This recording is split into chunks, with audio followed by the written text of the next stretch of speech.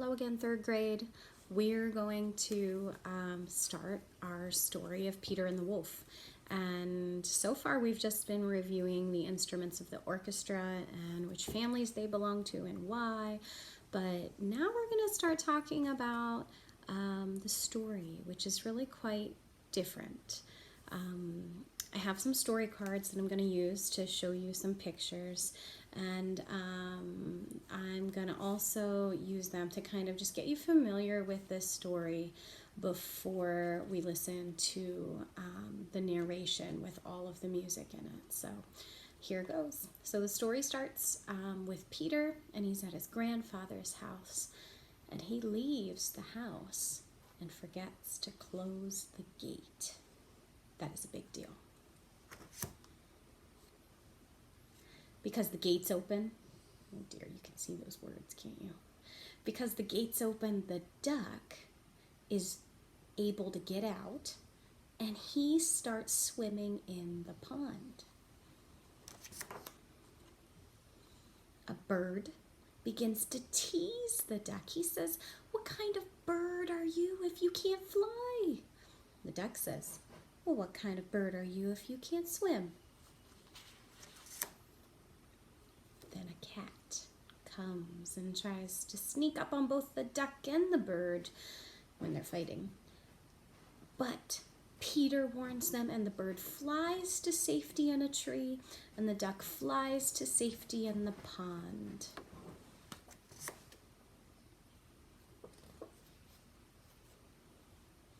Next, we hear from Peter's grandfather. He warns him not to go out into the meadow alone in case a wolf comes out of the forest. And guess what?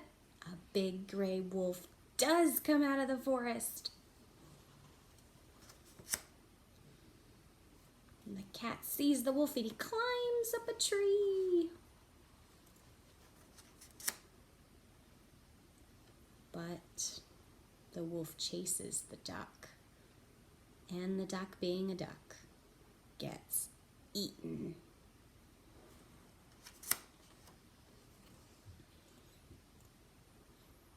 Peter gets a rope and he climbs over the garden wall and into the tree with the cat and the bird. And he asks the bird to fly around the wolf's head to distract him so that Peter can catch him off guard and use the rope to catch the wolf around the neck. Oh, not by the neck, by the tail. And finally, some hunters show up. How convenient. At the very end, some hunters come out of the woods, and they don't need to do anything because Peter already has the wolf caught all by himself. The hunters and Grandpa and the cat and Peter, they all march to the zoo. We don't know what happens. We don't know if they get there. We don't know what happens with the duck in the wolf's belly. So that is the story. Now, the reason we're studying Peter and the Wolf is because it's a super awesome story that gives us lots of opportunity to talk, to listen about why instruments sound the way they do, and why instruments are grouped together and can kind of, how composers can use an instrument or a group of instruments to really create a character and a theme. And in Peter and the Wolf, each of our characters, I think there's 7 altogether, has their own theme. Peter has a theme, the cat and the duck. The wolf, the hunters have a theme, even though they just come in at the end. Grandpa has a theme, and I might have missed one, but you get the idea. We're going to listen to them right now. Each theme is played by either one instrument or a group of instruments that are similar all together. Peter's theme is played by the string instruments. Let's name them: violin, viola, cello, and string bass, from smallest to biggest. So they are the string section in the orchestra, and I'm going to play their theme right now so you can hear what it sounds like.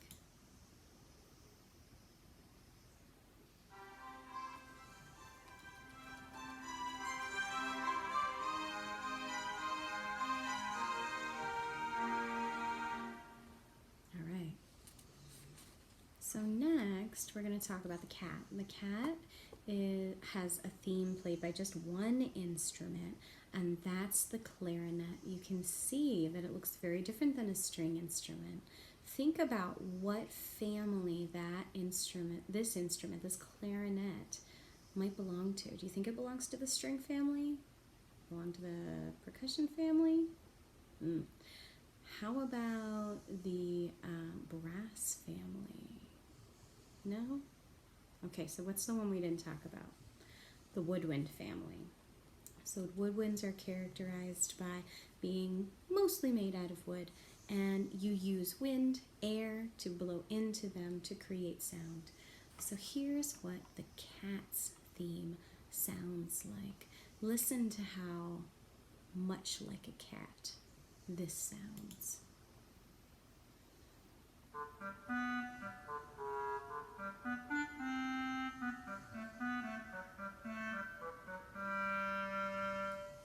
Alright, let's talk about the bird next.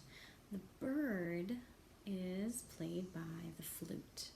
Now, the flute is also a member of the woodwind family. And listen to this bird's theme. This bird's theme is so cool. It sounds just like a bird.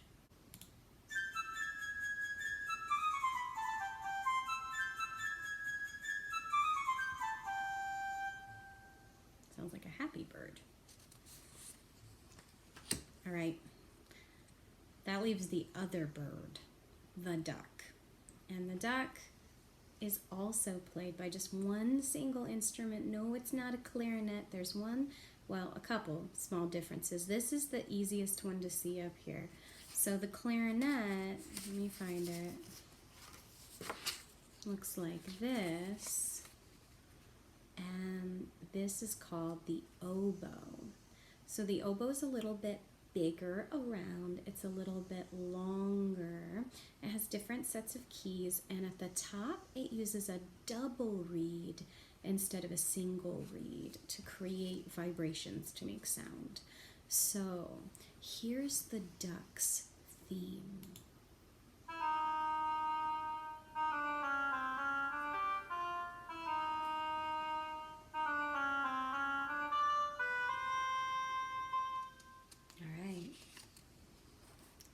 There's Grandpa. So Grandpa is played by the bassoon. Now the bassoon is also a woodwind instrument. It even has a reed here on the end of the mouthpiece, but the bassoon is huge. So if it's huge, do you think it makes high sounds or low sounds? Okay, let's find out.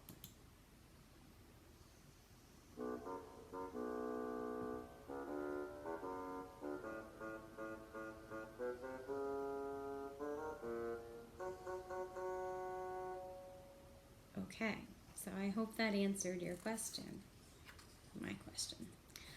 And the wolf.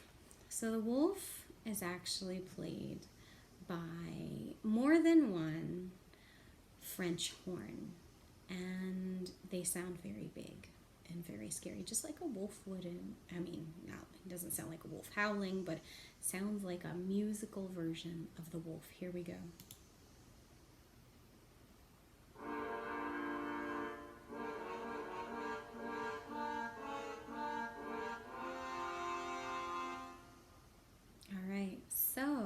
And I forgot to talk about the family of this French horn. Do you think it's a woodwind instrument? Does it look like it's made of wood?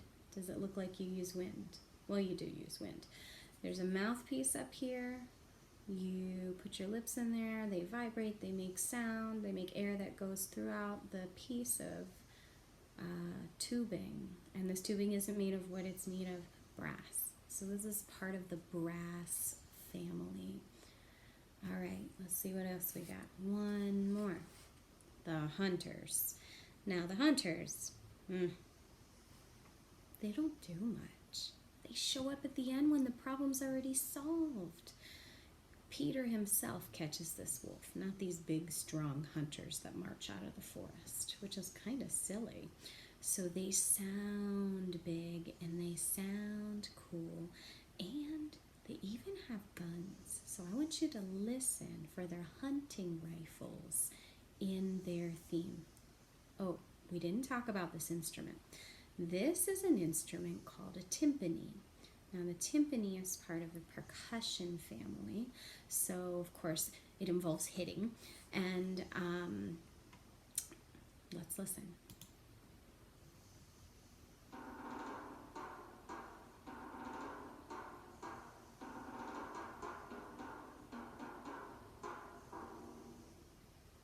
All right, so there we go. We will continue to listen to this story more and more. Well, we didn't really start it yet. We just listened to the themes that'll be in the narration we listened to. All right, I hope you enjoyed this, and we'll come back to it next week. Have a good week.